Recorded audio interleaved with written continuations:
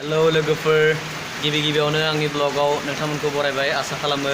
नोंथांमोना गासैबो इसोरनियावनो मोजाङै दङ आंबो दासान्दि मोजाङै दङ दिनैहाय 16 आगस्ट मुदाइबारि हालामनि मोनसे दुखुनांथावना जारिमिन दिनैनि साना दिनै बिथां मुंख्लं जोंनि मुदाइबारि हालामनिफ्राय साबा मुंख्लं जालांदोंमोन दिनैनि सानावनो 1989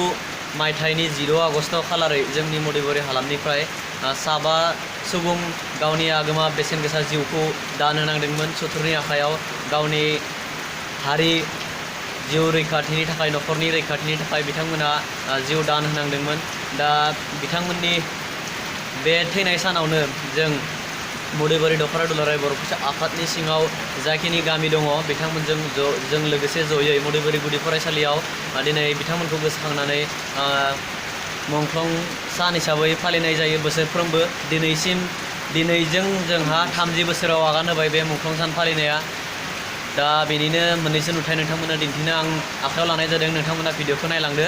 दिनैनि दुखुनांथावना बा दुखुथिया साननि भिडिअखौ नोंथांमोना नायलांदो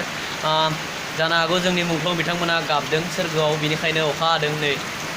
अखा हागासिनो दं नोंथांमोना नुदों अखा हादों जोंनि दुखुथिया सानाव बोसोरफ्रोमबो 16 आगस्ट खालारै बेबायदि अखा हायो आरो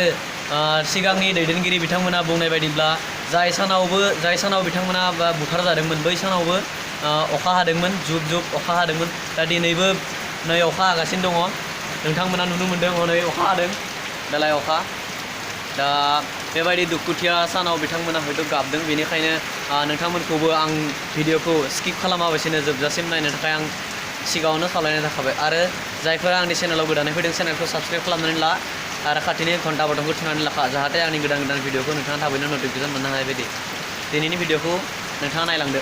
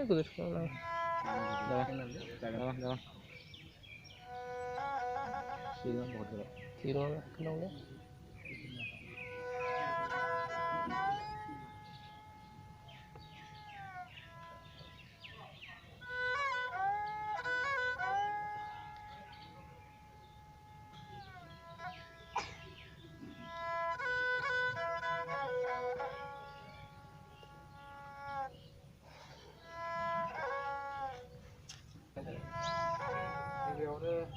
बयखौबो फुंबिलि समनि गाहाम हामलायनाय जासिबाय आरो लोगोसे हाबाफारियाव बाहागो लाफैनायनि थाखाय गासैखौबो बरायग्रोबाय दा बे समावहाय दिनैनि बे हाबाफारियाव बाहागो लानाय जोंनि दख'रा आबसुनि मानगोनां बोसोनगिरि बिथांमोन लोगोसेयैनो गुबुन आंनि दख'रानि मावथि बिबानगिरि लोगो नोंथांमोन मुंख्लं न'खरनिफ्राय बाहागो लाफैनाय गासैबो सोद्रोमा नोंथांमोन बेवहायनो बाहागो लाफावनो हानाय नैबे गुदि फरायसालिनि SMCनि मानगोनां आफादगिरि जोंनि दख'रानि सिङाव थानाय गुबुन गामि आफादफोरनि मानागोदार आफादगिरि नेहाथारि नोंथांमोन बेवहायनो बाहागो लाबावनाय नैबे फरायसालिनिनो उन्दै खुदिया फरायसा लोगो नोंथांमोन दा बे समावहाय आं गिबियावनो 1989 मायथाइयाव जाय बर' बिर जोहोलाव बिथांमोना जोंनि हारिनि रैखाथिनि थाखाय बा थामोनथानि थाखाय जुजिनानै बा गावनि जे न'खरखौ बासायनो थाखाय जे जुजिनानै गावनि बेसेबांबा आगोमा जिउखौ जोंनि ओनसोलनिफ्राय साबा बिथांमोना दिनै मुंख्लं जालांदों बिथां जनाराम कसारि बिथां अमृत बर' कुलेश्वर बर' हेमदर बर' धनेश्वर बर' बिथां साबाया जोंनि ओनसोलनिफ्राय मुंख्लं जालांदों आं बिथांमोनखौ बे समावहाय गोसोखांदों आरो बिथांमोनखौ नैबे समावहाय आं गोरबो गोसोनिफ्राय बिथांमोना जेरावखि थाया मानो बा सोरगोआव जाहाथे आलो गोजोन अरायबो बिथांमोना जाहाथे जायगा मोनबाय थाथों आं बेखौनो गिबियाव मिजिंथिग्रोबाय साबायखर थाबाय बिथांनिसिम बिथांखौहै आलारि बाथिखौ सावनो थाखाय बिराद खावलायबाय गेजेरनि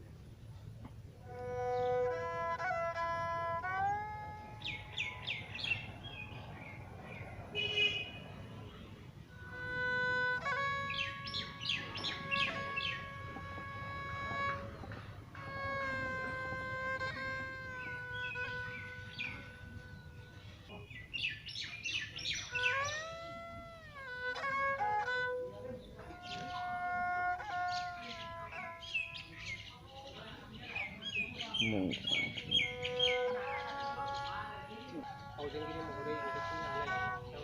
आदा रबिराम बर'खौ साबायखर होबाय। दा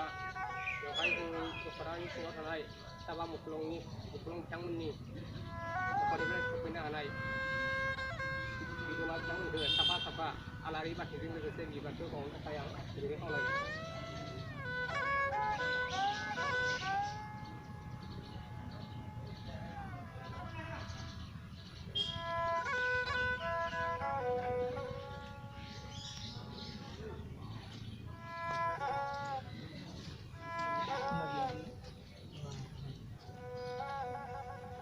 खौ बावनो थाखाय आं गुरै खावलायबाय।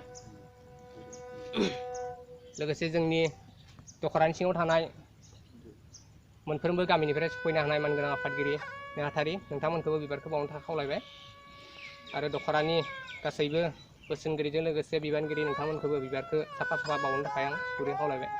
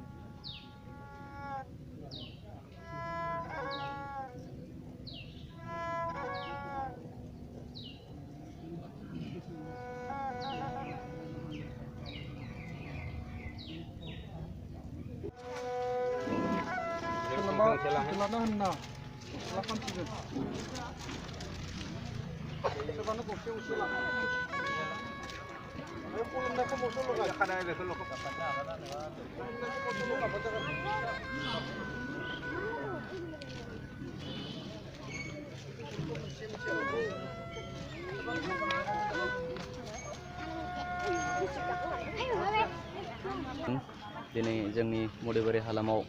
1989 मायथाइनि 16 आगस्ट दिनैनि सानाव माहारियारि दाङाबाजियाव जोंनि मुदाइबारि हालामनिफ्रायबो साबा सुबुं मुंख्लं जालांदोंमोन। बिथांमोनखौ गोसोखांनानै जों दिनै मुदाइबारि दख'रा दुलाराय बर' फरायसा आफादनि सिङाव जायफोर गामि दङ गासैबो गामिनि रायजो राजाखौ लिंनानै मुदाइबारि दख'रा दुलाराय बर' फरायसा आफादनि सिङाव मुदाइबारियाव थानाय मुदाइबारि गुदि फरायसालियाव बे हाबाफारिखौ दिनै लानाय जादों। दा बे हाबाफारिनि नोंथांमोना नुनो मोन्दों मुदाइबारि गुदि फरायसालिनि फरायसाफोरा बारफा बारफा बिबार बावदों। आरोबाव नोंथांमोना नुनो मोन्दों